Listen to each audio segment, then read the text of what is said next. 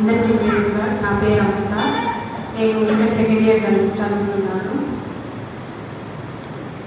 నేను 10th క్లాస్లో ఉన్నప్పుడు ఎగ్జామ్స్ వచ్చాయి, మంచిగానే రాశాను. కానీ ఏదో తెలియని టెన్షన్.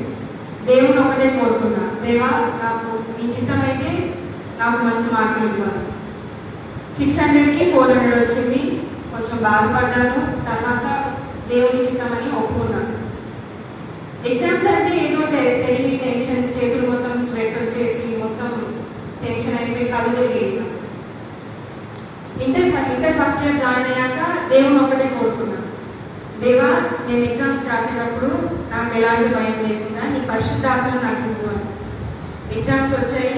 ఎగ్జామ్స్కి కరెక్ట్గా ఒక 2 months ముందు నుంచి నాకు ఒకటే ప్రవచనం దేవుడు ఇచ్చింది, నీకు 90% వస్తుంది, నీకు 400 ఎక్కువనే వస్తుంది.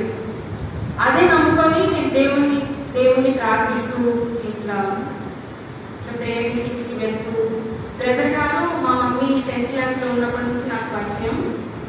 ఇక బ్రదర్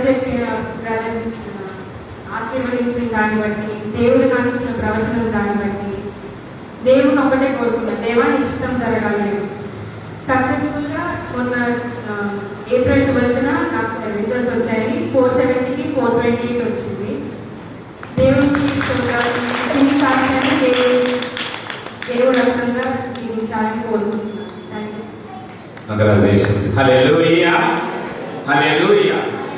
ఈరోజు మొన్న రోజునే లూథరన్ చర్చ్